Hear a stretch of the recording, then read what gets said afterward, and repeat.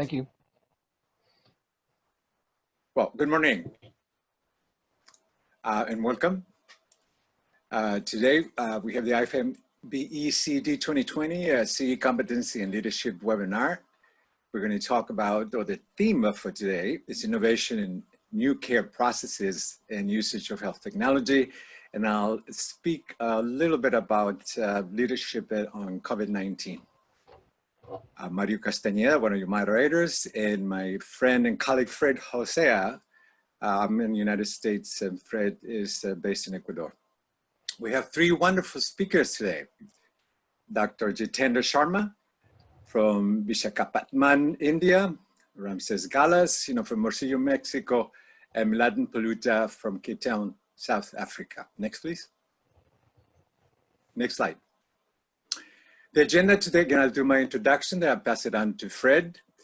And we bring in the speakers, invite the speakers, Jitendar, Ramses, Mladen, and Fred will wrap up and set it up for questions and answers. Next, please. Next slide, please. First, let's start. The lexicon is a good point to start, and I appreciate, we have global level definitions of health technology, clinical engineer, innovative health technologies. So this is a great thing to have a common language. Next slide, please. Next slide. This is a list of resources, publications on innovation in clinical engineering. It's quite comprehensive, very focused on clinical engineering. In fact, I see a paper that Tom, Chad, and I wrote in there. Next, please. There's a little lag time, Mario, sorry. Yeah. Another list, is quite impressive. This is the leadership principles. It's something I can see, again, this is something that I deal with. It's a collection of many years of experience that I see in here. Talking about these principles that need to be learned by clinical engineers and health technology management practitioners to advance their careers. I can see a body of knowledge, a body of practice. It has a lot of thoughts and experience in saying this. So this is a reference, and I'll speak a little bit on my part about this. Next, please. About me a little bit more. I'm president of Health High Tech. I'm the founder. I'm a health technology consultant and innovation leadership at startups. I live in San Rafael, California, near Silicon Valley, so I'm very involved there. Startups, angel investing, some of the other activities, also practice out of Hong Kong and Shenzhen, and for Latin America and Colombia, when I am originally from there. I was very, very fortunate, that I spent the majority of my professional life with Kaiser Permanente. It's a large organization, something like a small country. And our department really had a very comprehensive clinical engineering department, jurisdictions. They handled the clinical, the acute care technologies, radiology, medical physics, nuclear medicine, etc. So this is a great opportunity, and I shared the experience. Next slide. Yeah, thank you. Silicon Valley. I wanted to show this slide only to see, what Silicon Valley, looks like. It's about 2,000 square miles, about 3 million people that live there, and about 1,000 companies are there. But the point I wanted to make is that there is a vibe in there, so how important it is for innovation to set up the stage, the environment is very important. Next, please. I'd like to, talk about the leadership during COVID. This is a very different kind of pandemic in that, we have, it's global, all industries are there. They have a government, private relationships in terms of subsidies. It's also a health risk as well, a health risk, so the kinds of risk like financial, so it's different. But as clinical engineers, this is not so unprecedented. We have dealt with emergency response, emergency planning. So essentially what I point out is we are poised to contribute and to be recognized and to really leverage the opportunity to leverage those skills that we have practicing, as we deal with the emergencies. Crises are very shocking, tough, demanding, but also create our opportunities for clinical engineering. One of the opportunities I see as a company is not the usual, I think is more connectivity, that more barriers are down. There's our visibility. I think in a crisis that really reveals the people that do the work. It is a way that they see us, coming out of our basement.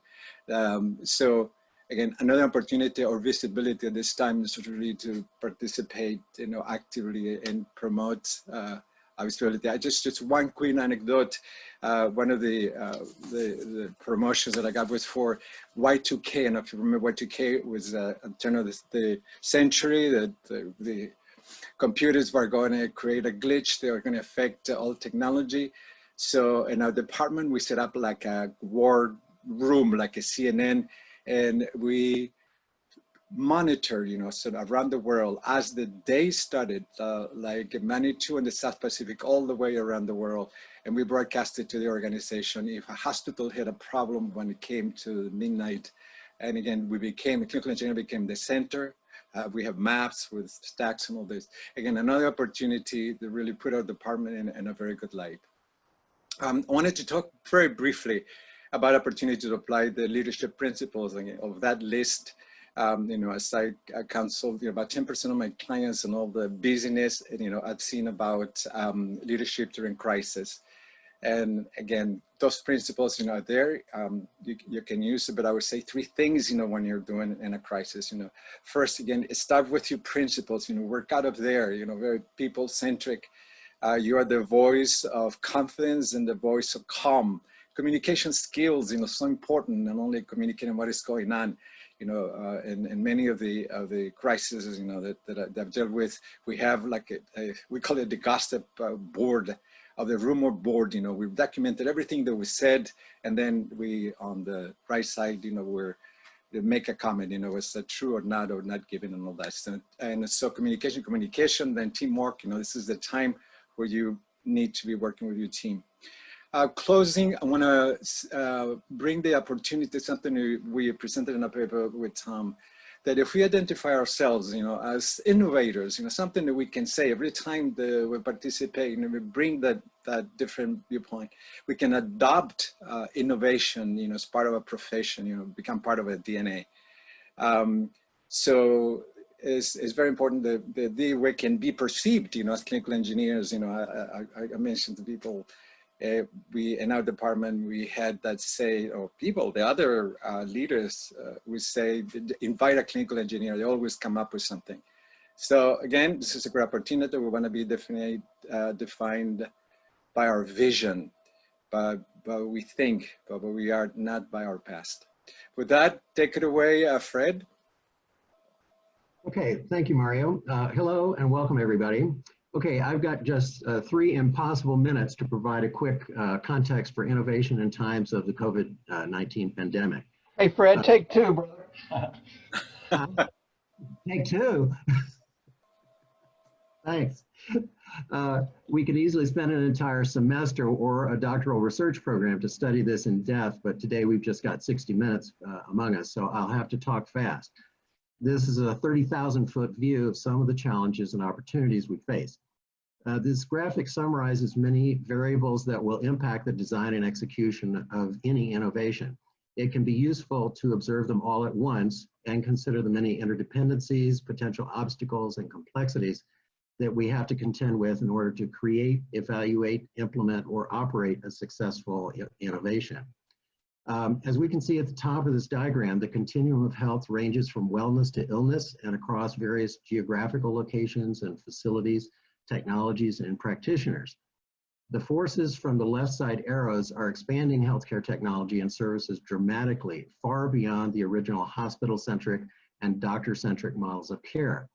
Those of us in the clinical engineering profession need to keep up with a constant flood of innovations that will affect clinical engineering. The list itself could last this entire hour, literally, from medicinal nanoparticles and theranostics to point-of-care testing, IT network integration, CRISPR-engineered DNA, robotic telesurgery, remote patient monitoring, big data analytics, multi-core embedded systems, telehealth, behavioral health, and our favorite these days, disaster management. So in short, the complexity is overwhelming to consider. We have to ask how any innovation can emerge and survive in this Tower of Babel. Next slide, please. Here, I've illustrated some of the ways that biomedical and clinical engineering's professions and skill sets are currently deployed across the vast landscape of healthcare. I've arranged biomedical and clinical engineering skill sets along three main axes: design, control, and scale. This model encourages us to think and be creative across all three axes of innovation whenever the opportunity arises, so our innovations are optimally responsive to their complex environments. In the orange boxes to the left, I've given some quick examples of innovation principles that should guide our efforts as we attempt to address local needs within a very dynamic global context, where our best partners may in fact be half a world away. The concept of dual-use infrastructure is an essential design principle for the future to ensure that healthcare infrastructures work equally well under both normal and disaster conditions. The current pandemic has thrown the entire world into a chaos that challenges our abilities to serve humanity with creativity and integrity. But taken together, these innovation axes provide a very rich framework for working with multidisciplinary teams throughout your career, not just now, in ways that will make our professional lives more interesting and produce more successful innovations. Next slide, please. Finally, I would argue that such complexity can never be successfully managed unless we move one step earlier in the innovation lifecycle. And as clinical engineers, focus on design. If we focus primarily on health technology assessment and management, we're already probably too late in the game to get what we need and what patients deserve. So I propose that we need a global health innovation registry as a foundational tool for transforming healthcare infrastructures and processes to bring everybody into the 21st century.